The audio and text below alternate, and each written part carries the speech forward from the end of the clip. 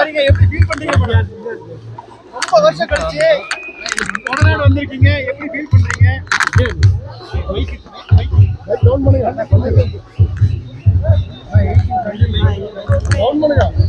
அம்மா சொல்லுங்க. அம்மாவோடய வந்திருக்கேன்.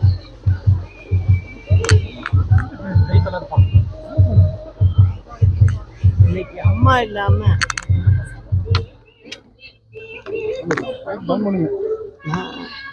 இன்னைக்கு வரும்போது அம்மாவுடைய நினைவாக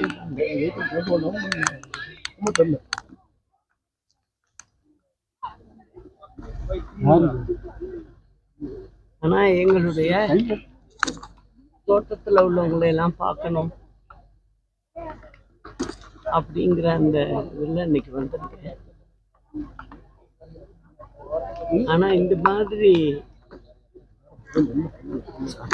ஒரு சூழ்நிலை ஏற்படும் நான் நினைச்சு கூட பார்க்கிறேன்.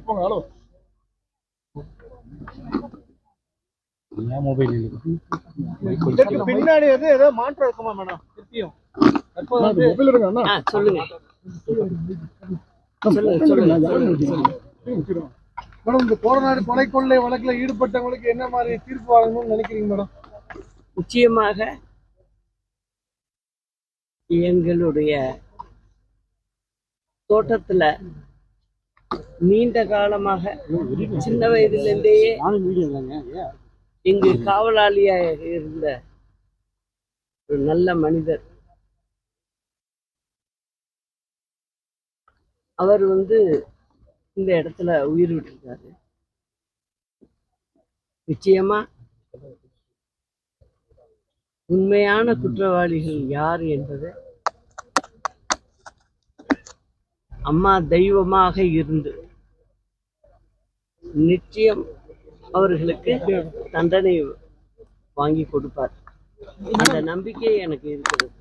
மேடம், இங்க அம்மாவுடைய முழு உருவ சிலை திறப்பதற்கான இது நாளைக்கு பூமி பூஜை போடுற மாதிரி சொன்னாங்க. அந்த மாதிரி ஏதாவது நடவடிக்கை இருக்கா மேடம்? நாளைக்கு நான் அம்மாவுக்காக தான் பூஜை பண்ண நான் வந்திருக்கேன். இல்லைங்க, ஒரு பூஜை ஒன்று ஆரம்பிச்சு வச்சுட்டு விரைவில் செய்வோங்க.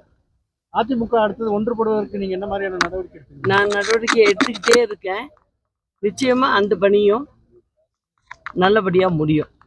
ஓராண்டுக்கு மேல நீங்க தொடர்ந்து முயற்சிட்டே வரீங்க மேடம். ஏன் அது நிறைவேற்ற முடியாத ஒரு கட்டத்தில் இருக்கு? இல்ல, ஒன்றும் இல்லை, ஒருத்தருக்கு ஒருத்தர் விட்டு கொடுத்து போகணும்.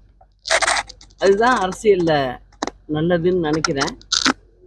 அந்த மாதிரியான ஒரு சூழ்நிலை ஒரு காலகட்டம் வரும்போது நிச்சயம்